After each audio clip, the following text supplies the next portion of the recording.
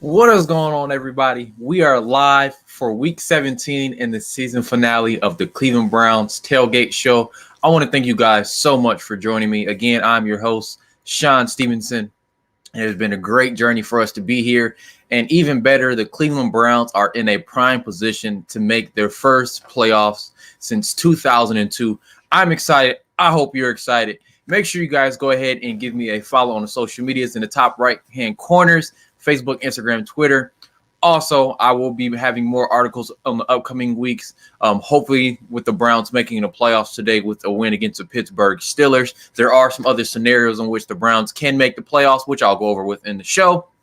And again, I am a contributing writer over on Sports Illustrated Browns Digest. Make sure you guys check out the website. And again, as always, I will be doing the live game thread with live game updates and commentary on the website. And let's hop straight into it.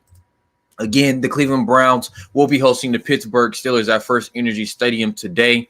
The last time these two teams met, it wasn't the type of outcome that many Browns fans wanted. Obviously, within the division, we had some struggles when it came to top-tier competition. First, getting swept by the Baltimore Ravens in that disappointing loss a couple weeks ago when Lamar Jackson came in. And then, of course, back in Week 6, the last time these teams matched up, the Steelers won 38-7 at Heinz Field. Now, with this, the Browns have played the Steelers much better at home than they have on the road. Most of their wins pretty much over the past decade have mostly come at home. I actually believe that there's like a statistic that Ben Roethlisberger hasn't lost to the Browns at Heinz Field. So obviously First Energy Stadium is the place that the Browns play the Steelers the best. And of course, the last time these two teams did play at First Energy Stadium, there was the Myles Garrett and Mason Rudolph incident with the helmet being swung, but the Browns then end up winning that game 21-7. Now, with that being the case, this will actually be the first time that both Myles Garrett and Mason Rudolph will be on the same field together. So potentially there could be some tempers flaring up in this game, especially with the importance of this matchup for the Browns. One, to make the playoffs, and also to solidify themselves in the AFC wildcard race. On the flip side, if the Steelers are able to win this matchup potentially, combined with a Buffalo Bills loss to the Miami Dolphins today, that could boost them up to the number 2 seed. In that situation, if the Steelers were to win and potentially the Colts lose to whoever and the Browns stay in the playoffs, we will still see a rematch. But there are other scenarios in which the Browns and Steelers can play against each other in the playoffs. Now, looking at the Browns so far this season, they do have two average middle of the pack offense and defenses. The offense is ranked 16th and the defense ranked 17th. Obviously, throughout this season, we have definitely seen that the offense is really the highlight of this team. The running game, the passing game over the past few weeks has definitely picked up. Obviously, last week was very disappointing against the New York Jets, where overall the team really struggled, really just to get any type of consistency on offense. Two of the biggest reasons why they were missing two starters along the offensive line. And then obviously the biggest reason is essentially their whole starting receiver core was out last week after positive COVID tests due to contact tracing. That's something that we're starting to see again this week. Hopefully these problems do not continue to show up next week, potentially if the Browns are in the playoffs, because I do believe if COVID and numerous players are on that reserve COVID list, that could cause dire issues for this Browns team in a potential playoff matchup. And again, looking at that rushing attack, that's definitely a position group that needs to get back on track. After last week, only rushing for 45 yards, the top 4 rushing attack in the NFL, definitely has to get better production out of that group with Nick Chubb and Kareem Hunt. And hopefully this is the week that Kevin Stefanski gets back to his original foundation of his game plan, which is running the ball. And then the 24th ranked passing attack is just a group we want to see continue to be able to sustain drives and move the chains when need be. On the flip side, looking at the Pittsburgh Steelers, their 24th ranked offense will be without Ben Roethlisberger and Marquise Pouncey this week, as they're both out for rest. Again, the Steelers have been able to clinch the division, and the worst potential AFC seeding they could get is going to be the 3rd seed based off of the Titans or Colts record at the end of the season won't be able to top theirs. Also with their defense, a second ranked top unit. They will be without Terrell Edmonds this week, along with TJ Watt and Cameron Hayward, among others. So let's go ahead and look at the injury report for the Browns this week. The Browns will be without center Nick Harris. He was playing right guard last week with Wyatt Teller out. Wyatt Teller is now listed as questionable with the ankle injury. Given what has happened to Nick Harris, with him being out, of course, Chris Hubbard is out on IR for the rest of the season. Obviously, this is the last game, but you would like to see Wyatt Teller back in the starting lineup. One, because he needs to get some snaps in before the playoffs, and it's going to be really important that he gets back healthy and then really be able to test the strength of that ankle. Also, linebackers Sione Takitaki and Tay Davis are also listed as questionable with ankle injuries. And then lastly, offensive tackle Kendall Lamb is listed as questionable with the illness. It's not related to COVID, but in the situation that they do see his illness as something that could be potentially dangerous to the team, it's unlikely that he'll go. So he'll probably be a game time decision based off of his health. Now, one of the things that has affected the Browns the most this week and the past 2 weeks has been contact tracing due to high-risk contacts of COVID.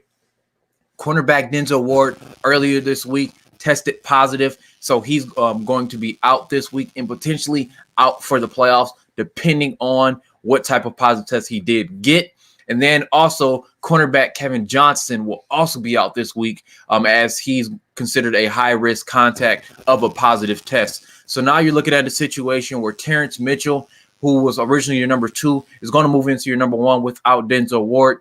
You no longer have Kevin Johnson in the slot. So now you're looking at a situation where you see increased snaps from Tavier Thomas, likely Robert Jackson or MJ Stewart. And then they also activated the undrafted rookie AJ Green off the practice squad onto the active roster. So it'll be interesting to see if he's able to get any snaps this week. Again, the Pittsburgh Steelers offense has struggled for the most part. And Mason Rudolph the last time these two teams met, didn't perform the best. So this is definitely an opportunity for the Browns to see what they have within their cornerback room in this situation that you have Denzel Ward missing extended time and or Kevin Johnson, depending on how his test and that contract tracing works out heading into the playoffs next week if the Browns win this matchup or make it into the playoffs.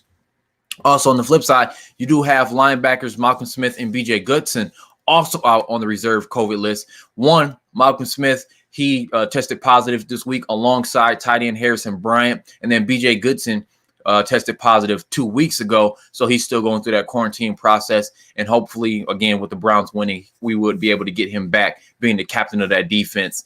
And again, just helping out that linebacking core. In that situation, you already have Sione Takitaki listed as questionable heading into this game. So one group that has really been a question mark throughout the entire season, which has been that linebacking core, is now missing essentially 2 starters. Sione Takitaki is dealing with the ankle injury. So now you expect to see significant snaps for Mac Wilson, who has been quite uninspiring so far this season. So hopefully he's been healthy scratches over the past few weeks. And, you know, this is a moment where you really need him to step up. He played significant snaps early in the season. And then, of course, last year with the injury to Christian Kursky in his rookie season, he played multiple snaps in that starting lineup next to Joe Schobert. And hopefully he can just find, some discipline, be able to have consistent reads this week and not allow the linebacking core to be a group that's being consistently attacked and put the Browns in a bad position where they're either working from behind consistently throughout this game or they're unable to win it because they're not able to put up enough points. Because even though they are going to be sitting TJ Watt this week in Pittsburgh, they still have a top-notch defense. And when you're able to blitz the quarterback and get pressure on Baker Mayfield, that definitely could cause some issues in terms of the offense and their production. Now, looking at the Steelers and who they're missing this week, Terrell Edmonds, he's going to be out with a shoulder injury. Chris Boswell, their kicker, is going to be out with a groin injury. And then, of course, they're resting their veteran starters. Again, they could only get second or third place in the AFC playoff seeding. So this is going to be a situation where they're not playing their starters. Looking at their starting lineup this week, you expect Mason Rudolph to come into that starting lineup. Again, running back James Conner. And then within the receiving core, a group that has shaped up a little bit differently than many of us would have expected. Juju Smith-Schuster was a receiver that we expected to take some leaps and bounds once the team lost A.J. Brown.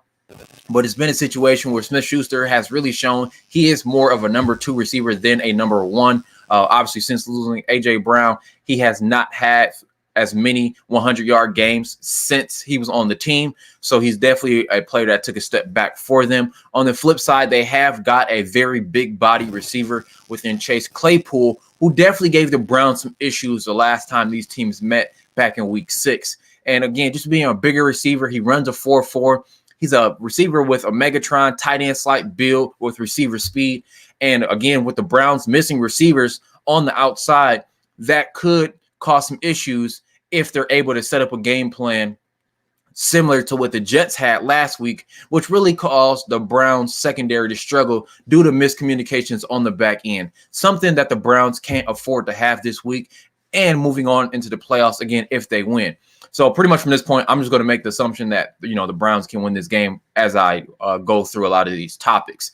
And then also they do have Deontay Johnson at that tight end group. They also use Eric Ebron and Vance McDonald and a lot of 12 personnel with 2 tight end sets. So expect a heavy dose of them, as typically tight ends is one of the position groups that Mason Rudolph tends to target when he is in the game. He hasn't played too many snaps this season. So obviously this will be his first significant time this week.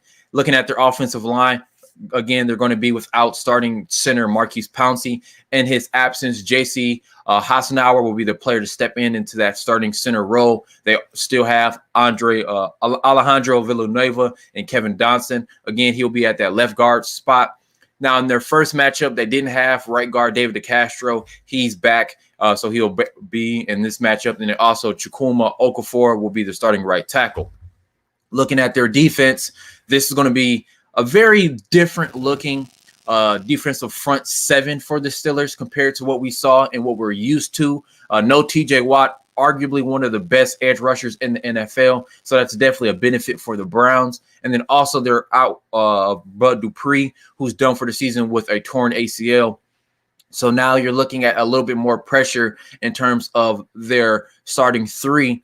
And on their defensive line with Stephon Tuitt, Isaiah Buggs now moving into that defensive tackle position without Cameron Hayward in the lineup. And you also could expect a little bit of a more rotation with both Chris Wormley and Carlos Davis. And then Tyson Alualu will remain at that nose tackle position. Looking at that linebacker core, this is where it gets a little bit more unfamiliar for a lot of fans and some of these players.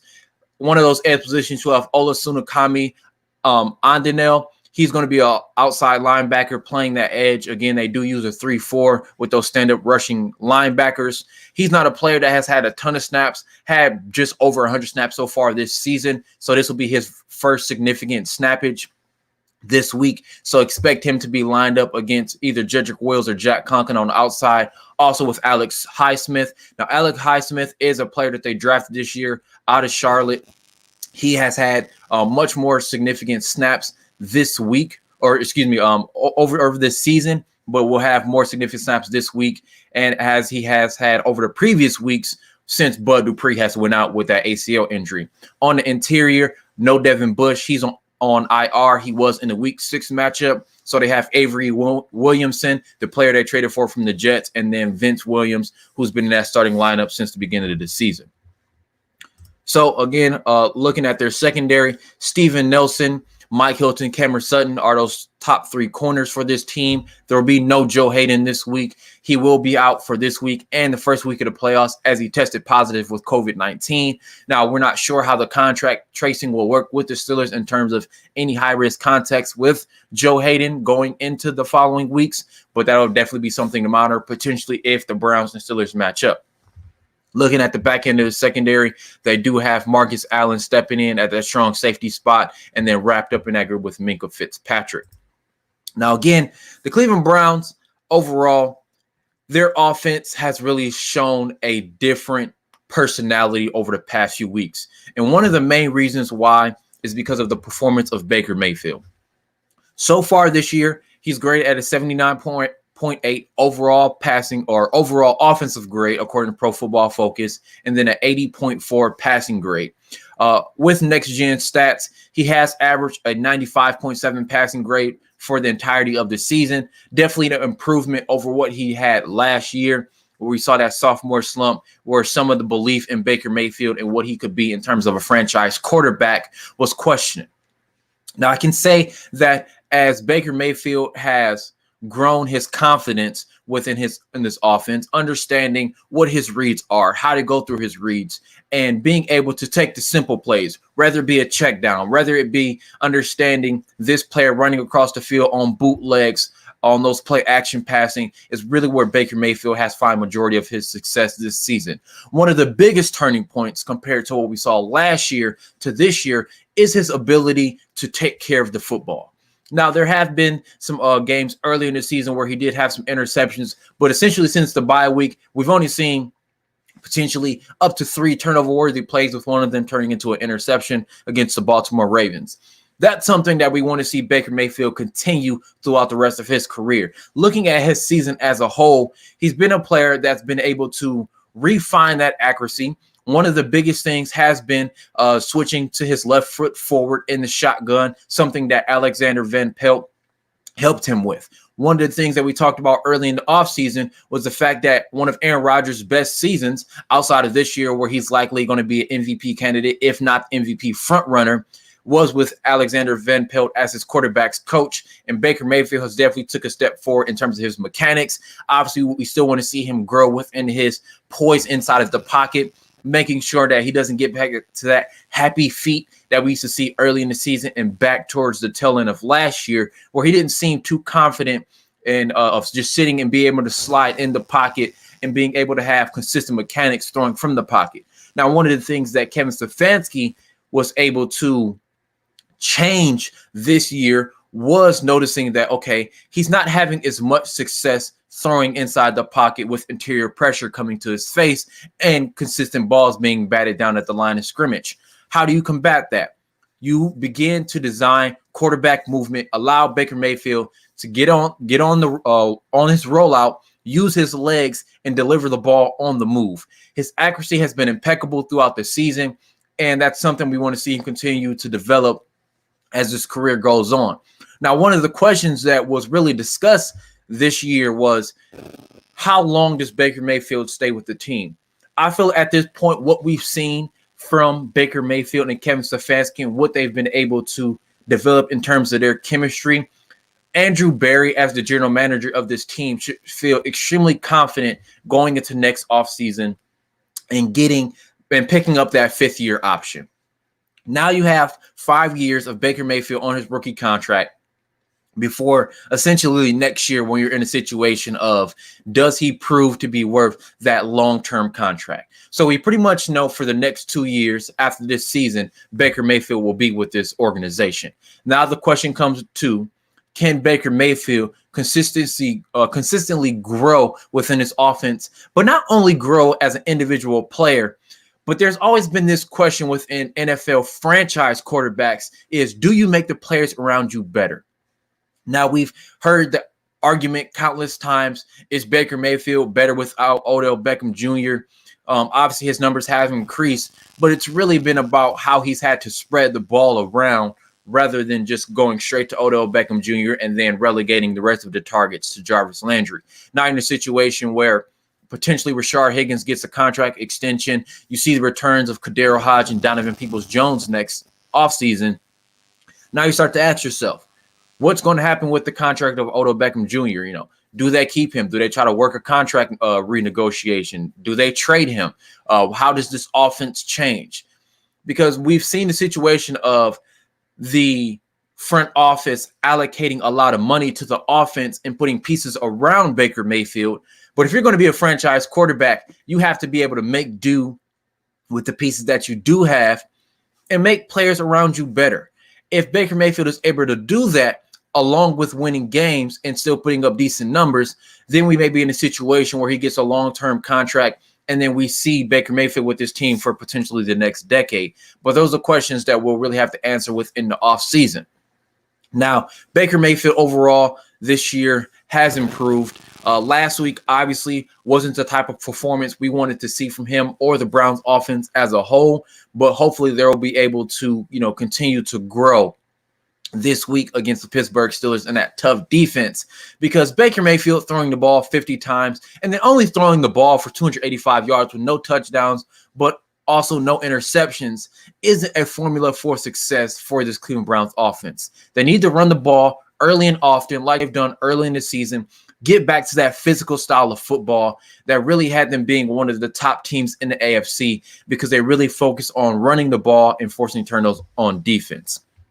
Now, the Cleveland Browns Tailgate Show is sponsored by Focus Clothing. Focus Clothing is a small Black-owned apparel company in Cleveland. You can check out their new Friends Focus logo pullover available now. You can shop today at focusclothingcle.com. And I want to thank Focus Clothing for being one of the sponsors for the Cleveland Browns Tailgate Show. They have helped us throughout the season. And make sure you guys go ahead and check them out and see their new apparel.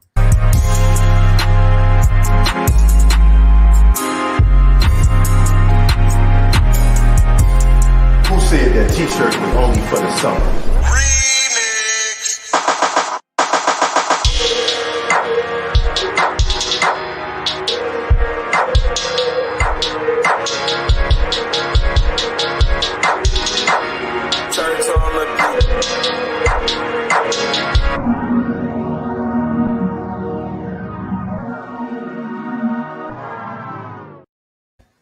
Again, that is Focus Clothing, one of the sponsors for the Cleveland Browns pregame tailgate show. Looking at the matchups to watch this week, the Browns interior offensive line versus the Steelers interior defensive line. This is going to be one of the bigger matchups this week, really because of what the Browns have been missing in terms of continuity along the offensive line. You missed Jedrick Wills last week due to an illness. Kendall Lamb, surprisingly, is out with the illness, which is ironic. And then you have Wyatt Teller, who's finally returning from injury. Now, one of the things with Wyatt Teller is that he's one of the highest graded run blocking offensive linemen in the NFL, but you deal with his health concerns this season. First the calf injury, now the ankle injury, but his growth under offensive line coach Bill Callahan has been immense. Now, maybe this may be the swinging and turning point for this Browns offense and what they're able to do now that they have Wyatt Teller back in the offensive lineup. When you watch what the Browns did when Wyatt Teller was inside of the starting offensive group, was their ability to run the ball with consistent success, whether it be from a zone scheme or a gap scheme. And there's a lot of times if they use a pulling offensive lineman, it was typically Wyatt Teller and running to the left side of that offensive line. If they can get back to that, we can definitely see the Browns return to that foundation of running the ball. Now, there may be a little bit more success this week with no Cameron Hayward. Also, you have Tyson Alualo and Stephon Tuitt as two players that are going to have to play more significant snaps this week. And potentially now you have an opportunity with returning of Wyatt Teller that Joe Bitonio and J.C. Treader can really match up and win some of those double teams at the point of attack for this offensive line. Now, on the flip side, you also have that matchup still that's important to watch versus those Browns offensive tackles of Jedrick Wills and Jack Conklin versus the Steelers edge players. Now, again, there's going to be no TJ Watt or Bud Dupree in this matchup, but now you're looking at Alex Highsmith, and it really gives you opportunity to see how well does this team match up since week 6 in terms of preventing pressure along the edge and forcing Baker Mayfield to step up in the pocket. In this situation that there's a matchup that includes the Browns and the Steelers in the playoffs next week, this is really going to be more of a game of where the Steelers kind of have a blueprint of how to attack the Browns offense. Now, I expect the game plan to be a lot different than what we saw in week 6 earlier this season, but there also has to be a foundation of how they want to protect Baker Mayfield, where you still can use those design rollouts, whether it be a bootleg, whether it be a speed out, and making sure that Baker Mayfield gets the ball off his hands quickly. But where we've really seen the Browns offense have the most success passing and throwing the ball down the field has been off of play action.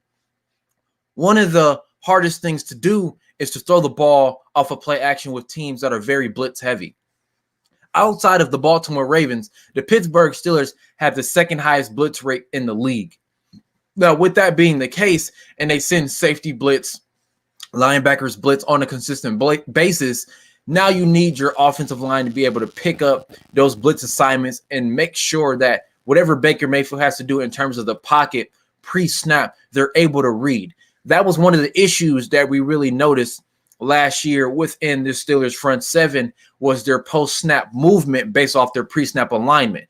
if they're able to recognize the design that the Steelers are going to use, because I'm sure they're going to employ some type of defensive blitz scheme this week, see what success they have against the Browns in this regular season finale, and then carry that over to the playoffs. But it's going to be a lot different because now you're getting the return of two veteran Pro Bowl players within Cameron Heyward and TJ Watt, and then now the pressure amps up a lot. So in this situation, you can't have any type of question marks of the protection for Baker Mayfield this week when you're missing two of their most dominant and talented starters along the edge and the defensive line. So that's definitely something that we need to see the Browns pick up on, and hopefully we will be able to see them grow.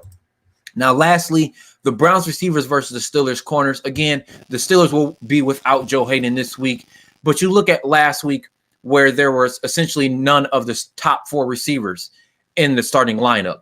Now you get Jarvis Landry, Rashard Higgins, Kadero Hodge, and Donovan Peoples-Jones returning into the starting lineup. How much success can they have, and how much momentum can they take and carry into the next week? That's going to be extremely important for this team and for them to be able to really find some success on offense and allow Baker Mayfield to come back and reestablish that connection, one that he has with Jarvis Landry, but also with Rashard Higgins. Now, there may be a little bit of change between who we see between Kadero Hodge and Donovan Peoples-Jones, just because both of those receivers block really well outside the numbers for the run game. But it also comes down to Kevin Stefanski and his commitment to running the ball. Now, however they decide to employ the receivers, we'll probably see a similar game plan to what we saw last week, where the Baker Mayfield is really throwing the ball outside the numbers and down the field.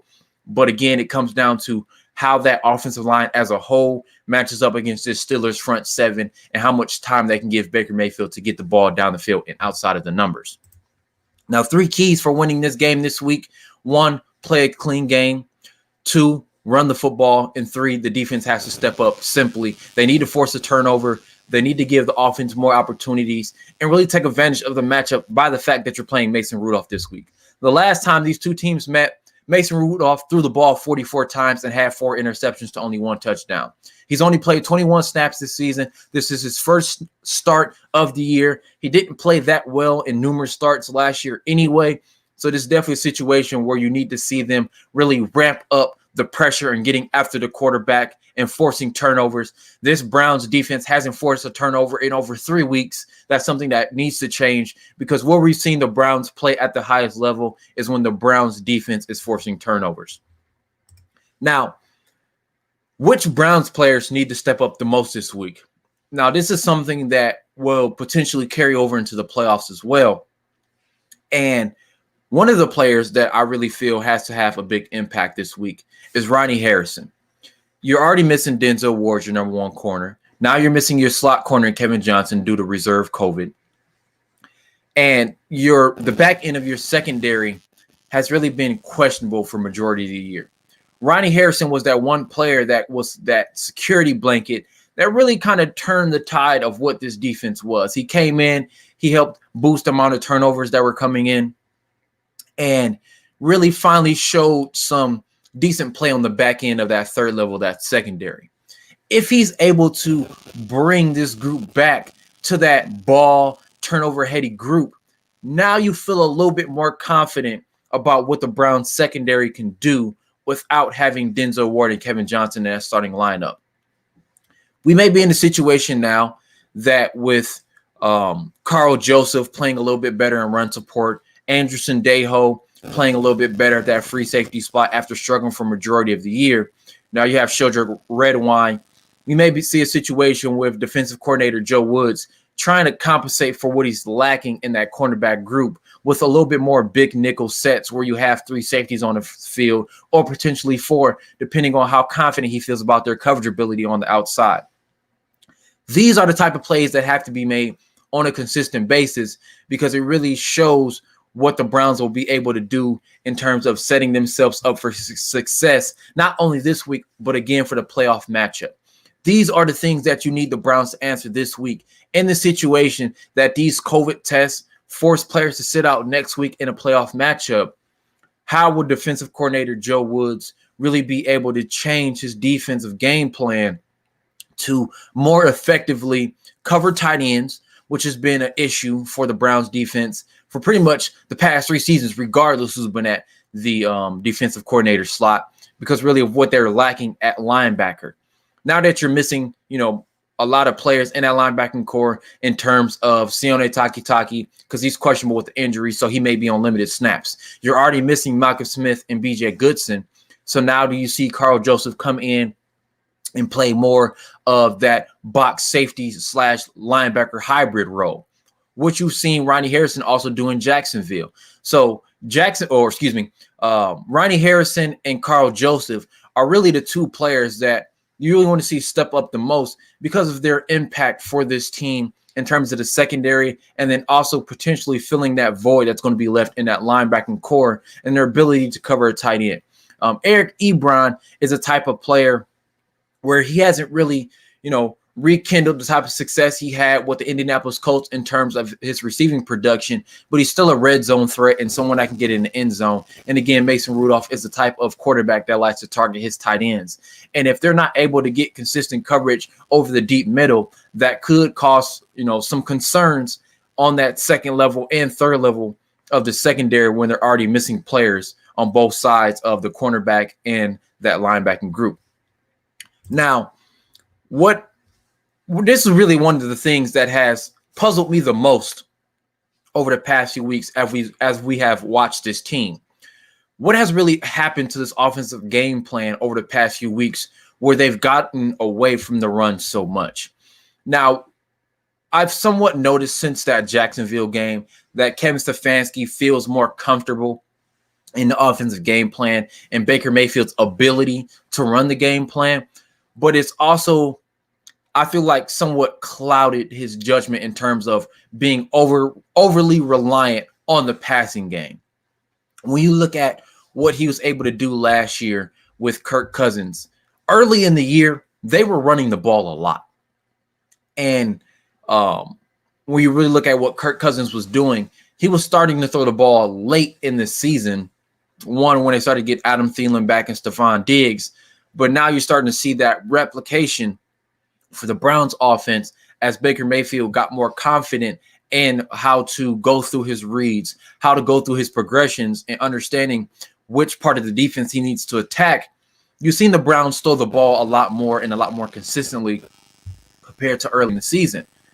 But in turn, that has negatively impacted the run game. And doing so, you're starting to see less production out of Kareem Hunt and Nick Chubb. Just, a few weeks after the bye week, there were consistent conversations about how the Browns could have potentially 2,000, 1,000-yard rushers on the same team, which doesn't happen often in the NFL. But again, since that Jacksonville game, they're passing the ball a lot. Baker Mayfield has the ball in his hands more often. I mean, last week is a testament to that by the fact that they threw the ball 53 times to only 18 total rushing attempts. Now, that's definitely an issue when you have a top 4 rushing attack, but a middle of the pack passing attack. Let's not forget, for a majority of this season, this was a bottom 20 ranked passing attack. And yes, I get it. The weather was one of the issues where, they weren't able to throw the ball consistently. But even in the situation that weather was one of the reasons of why you decided not to throw the ball and commit more to the run, if you're still able to win those games in bad weather because of the success you were having on the ground, you should want to replicate that success by, committing to the run game. This week, with a team that likes to blitz and Baker Mayfield really finding most of his success either in a clean pocket or on the move off of play action, you don't want to really see too many situations where they just line Baker Mayfield up, in the shotgun, and then he's just throwing the ball a lot throughout this game. That's not something you want to see. And it's really not something you want to see in the playoffs either. Now, in the situation, it's a close game, and, obviously time is running out. You're behind potentially a touchdown or a possession or two. Of course, you want to see the ball in Baker Mayfield's hands. But that's not where you want to essentially handicap yourself to. That's where I feel like this offense has really changed over the past few weeks, is that they've kind of been handicapping themselves by throwing the ball too much and not being reliant enough on their run game. And there's nothing wrong with being overly reliant on a position group that has been able to give you so much production and so much consistent success on the ground. Nick Chubb is the type of player who's going to be a perennial 1,000-yard rusher as long as he's healthy. Kareem Hunt has already led the league in rushing in his rookie season when he's with the Kansas City Chiefs back in 2017. He's shown you the ability to run the ball consistently and then even gave you some solid, rushing when Nick Chubb was out with that knee injury. This running back duo is the foundation of your offense. I've said it for weeks. I've said it in articles. They need to get back to running the football and being a physically tough and dominant team, because that's when this Browns offense is running at its highest success. You don't want to get away from what worked. It's a simple phrase. If it's not broke, don't fix it. Obviously, you had to fix the passing game as you started to get toward the tail end of the season. We saw that against the Jacksonville Jaguars, the Tennessee Titans. We saw that the passing game can have success, but you need to revert back to what has worked. And what has always worked outside of last week because of the lack of commitment to the run game is running the football. If this team can get back to that, we can see them, one, get into the playoffs, but you could potentially have something similar to what the Tennessee Titans had last year. When you look at what the New England Patriots had so much success, in the playoffs, is that Bill Belichick always did one of two things. He ran the football and he played defense. Teams that usually make it to the Super Bowl, or at least to their conference's championship game, show an ability to run the football. The Tennessee Titans ran over everyone. Obviously, Derrick Henry is a much different player than Nick Chubb, but you have two stud running backs that have the ability to run the ball with success, and they also offer two different running styles that can wear out a lot of teams. If you're able to force some turnovers on the defense, running the ball should always be the first thing you go back to, because one, you win the time of possession, you control the clock, and you limit the other team's ability to be on the field and really put yourself in a bad situation where if you throw the ball too much and you're not scoring points or you're not moving the chains consistently, now you're forcing your defense to make more plays than they can. And that's not something they've shown an ability to do on a consistent and weekly basis throughout this season. If you know your defense is the weak point of this team, don't put your team in a situation where you have to rely on your defense more times than not, because you're not winning the time of possession and you're not running the ball and moving the chains on a consistent basis where this team has found its most success. Now we come down to the biggest question of the season. Will the Cleveland Browns make the playoffs? I'm going to keep it simple. Yes. Let's first look at how they can make the playoffs. The simplest and most efficient and viable way of making the playoffs this year is beating the Pittsburgh Steelers. You don't want to go into the playoffs having essentially no momentum because you're going off of two losses and you just were able to go in because of some other teams losing against their division opponents. You don't want that to be the case. You need the momentum of, one, beating a division rival, regardless of who's at that starting quarterback position, getting back to that foundation of what we just talked about, of running the football and being confident in your offensive game plan and allowing your defense to get healthy on the back end. If you can do those two things, you really set yourself up for success in the playoffs. Now, when we look at the playoff matchup, there are some things that we really have to look at and analyze. One, who you're going to play, and two, how you get in. So let's just focus on how you get in. If you win, it's an automatic guarantee that you're going to be in the playoffs. Now, the situation that you lose, a Colts loss to the Jacksonville Jaguars can also guarantee you a slot because of the tiebreaker that you would get in terms of record. But you don't want to be in a situation where you rely on another team to lose for you to get in. Now, let's say in the situation that the Indianapolis Colts win, now you're looking at the Tennessee Titans as a team that you really need to lose as they head up and play against the Houston Texans. If they lose that game, combined with both the Dolphins and the Ravens winning or tying their game, now the Browns can slide up and still be in a playoff matchup. But again, you're a team that hasn't been in the playoffs since 2002. You lost an unacceptable game against the New York Jets because in a situation where you were missing your top 4 receivers and 2 offensive linemen, you threw the ball 53 times. You didn't have intensity. You didn't have energy. Your defense didn't play well. You couldn't stop the run against a team that hasn't really ran the ball with much success, that we've know was tanking for draft position. Everything that you needed to set yourself up for to guarantee you clinching a playoff berth in week 16, you didn't take care of business, simply put.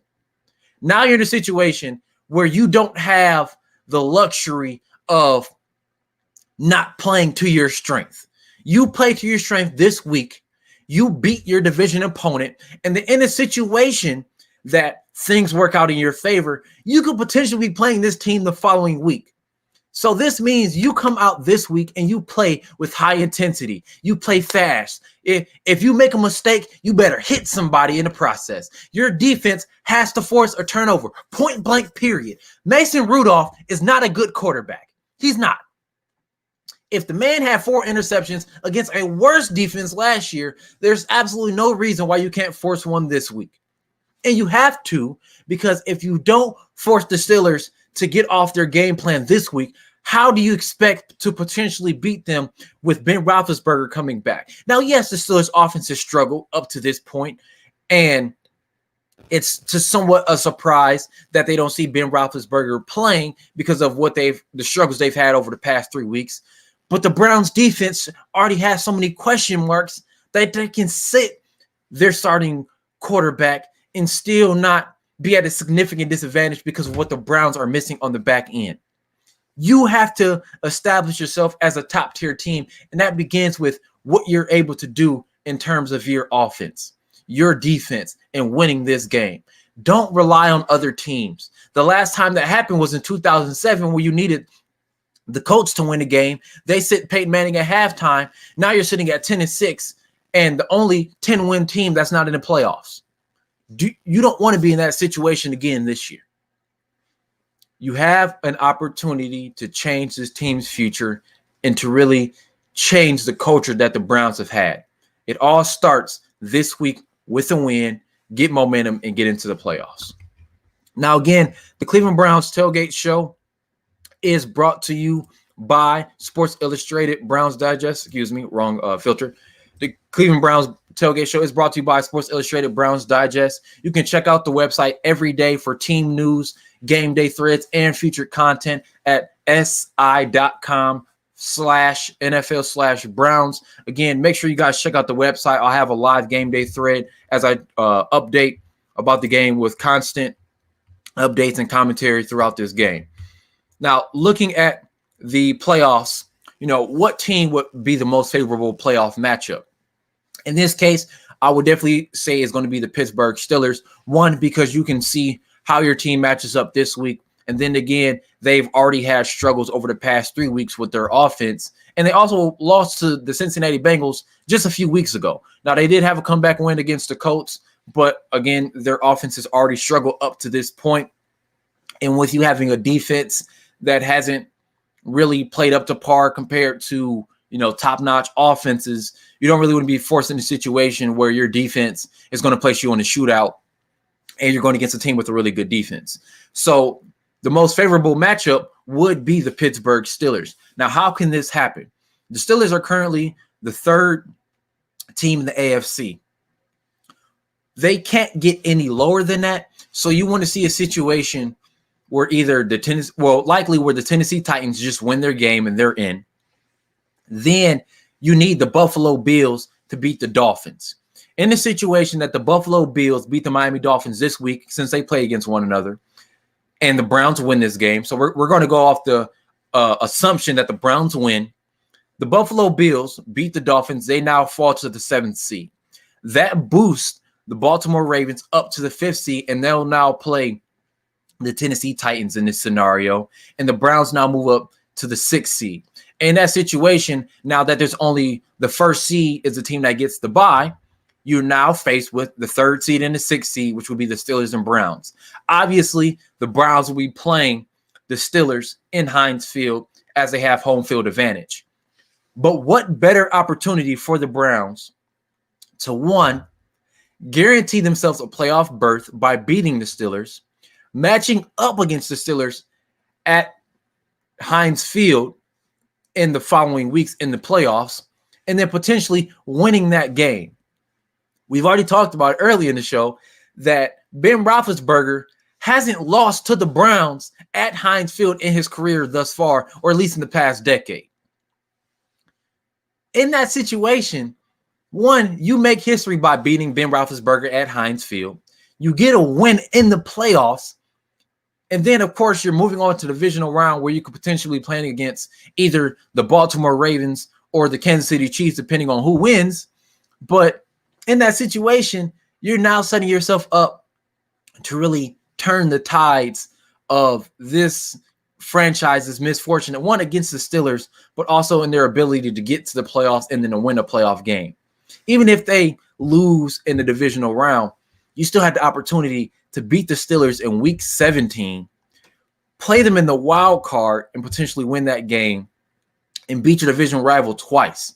I mean, it doesn't get any better than that in terms of, the story to this season, given what has happened with COVID, the offseason, the training camp, losing players to injury and still finding ways to win games, having a 10-win season and having your first season of over 500 since 2007. When you have the combination of all those things, pretty much matched up with beating the Steelers twice in the same season after dropping your first matchup 38-7, that's that type of Cinderella story that this city needs. Now, looking at the other scenario of what team would be the least favorable playoff matchup, I would likely say the Buffalo Bills. Outside of the Kansas City Chiefs, they're arguably the best team in the AFC. If there's any team that I feel right now could beat the Kansas City Chiefs, who are arguably the best team in football. I mean, the Packers and the Saints are pretty solid teams, but the Kansas City Chiefs have only lost 2 games, since over the last 2 years, and they just won the Super Bowl. And pretty much, if I remember correctly, their only loss was to the Raiders and then one other team. When you have a team that's that good, you have Patrick Mahomes, who's arguably one of the best quarterbacks in the NFL. That's very, that's very hard to supplant. But when you look at the Buffalo Bills and what they're able to do in terms of their offense and their defense can match up with almost nearly any team in the NFL. Their offense has the ability to be very balanced and diverse in their attack, rather it be running the football with Devin Singletary, or it be using read options in Josh Allen, being able to utilize his legs, whether it be scrambling out of the pocket or in design QB runs. And then you have the fact that he's been able to spread the ball around and he's thrown a touchdown to 9 different receivers so far this season. That's very tough to manage in terms of creating a defensive game plan to stop that offense. And again, their defense is a top 10 unit, so they have the ability to match up with most offenses in the NFL. So the Buffalo Bills is probably the least favorable and most unwanted matchup in terms of who they'll play in the playoffs. It's not a team that I would want to see in a situation that they play the Tennessee Titans. I do believe that it would be a much tougher matchup than the Steelers per se in terms of the playoffs if they move up to that 4th seed somehow, or up to that 5th seed. But in that situation, we saw them dominate the Tennessee Titans in one half of football. But in that second half, the Browns also allowed them to score in 2 straight possessions in 4 plays and under. That's not something that you could really do in this playoffs and then find consistent success in terms of winning a playoff game. You dominate a team for a half, but you can't necessarily, use that same game plan against a team like that and then find success again where they're throwing the ball like they did in previous weeks. So again, the Cleveland Browns Tailgate Show is sponsored by Focus Clothing. Focus Clothing is a small Black-owned apparel company in Cleveland. Try their new premium fabric Black Friends Focus logo sweater, available now. You can shop today at focusclothingcle.com. You also can follow them on social media, Instagram and Facebook at Focus Clothing CLE, as abbreviation for Cleveland, CLE, on social media, Facebook and Instagram. Also, they will be having a new collection coming out this spring, the FOG, the Focus on God. For some of you that are interested, again, make sure you guys check them out at focusclothingcle.com. And they're coming out with some new apparel this year, and it's going to be fire. And I hope you guys have the opportunity to share that apparel with your friends and loved ones.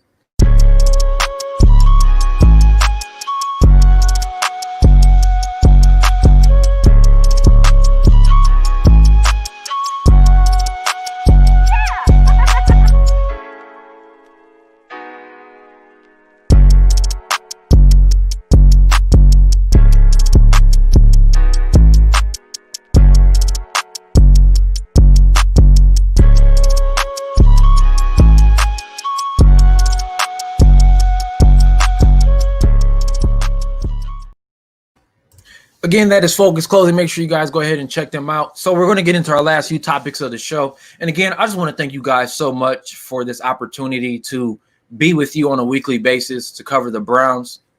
Again, the Cleveland Browns Tailgate Show is sponsored by Sports Illustrated Browns Digest. You guys can join me for the live game thread that I will be doing for the entire game. And then, of course, I will be doing it for the playoffs as well. And then with the Browns winning this matchup and having a playoff game, we will break down our opponent, what you can expect from the Browns, their type of game plan, what happens throughout the week in terms of reserve COVID, everything you need to know about the Browns and a potential playoff matchup will be on the website. And then, of course, after the season, we will break down how the roster performs, how they approach the offseason, the draft, anything you need to know. You guys can find out on the Browns Digest website. Again, that's si.com/NFL/Browns. Getting into our last topics of the show, what sort of performance would Baker Mayfield need in the playoffs? And honestly, outside of last week, we will want to see a lot more of what we saw over the past few weeks, and that includes taking care of the football. That's really been Baker Mayfield's highlighting moment of the season, is his ability to take care of the football. Would it be nice to see him have a 4 or 5 touchdown performance? Of course it would be. But again, as I talked about the Browns and their offensive foundation, it has all really come down to his ability to make plays when needed versus calling on him first to make the plays. Of course, he has the ability, to throw the ball with success, to put points up on the board, but throwing the ball and scoring quickly kind of puts the Browns at a disadvantage because of what they're lacking on the defense and their defense's inability to either get consistent stops or to create turnovers.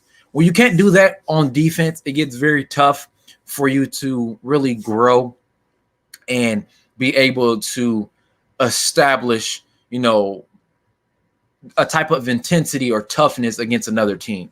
So one of the best ways to do that is their ability to run the ball. A lot of teams, when they face an opponent that can run the ball with success, one, it tires out the defense. But when you're able to run the ball, still score points, and keep the other team off the field, that forces them to change their game plan.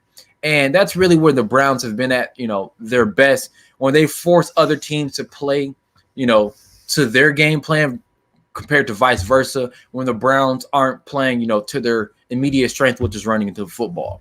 So in this situation with Baker Mayfield, the way they can find the most success is allowing Nick Chubb and Kareem Hunt to establish the run, really tire teams out, heading into the fourth quarter. And then you're pretty much looking at the second, pretty much the second quarter and the beginning of the second half of the third quarter is where you want to see Baker Mayfield have his most impact.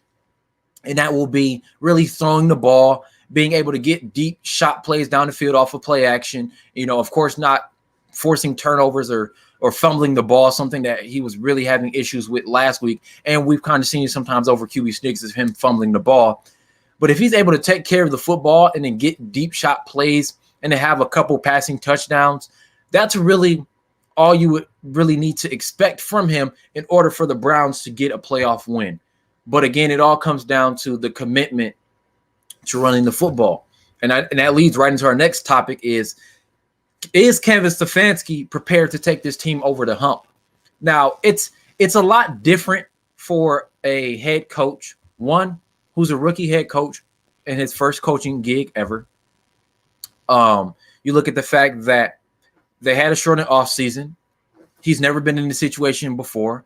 A lot of the Browns players have never been in this situation. A lot of the Browns players on this team haven't been to the playoffs or haven't won a playoff game or even been in a play and win situation. So you have a lot of inexperience. And inexperience can be the true detriment to a lot of organizations and to a lot of teams, because when you've been in a situation you've never been before, you sometimes can make uncharacteristic mistakes.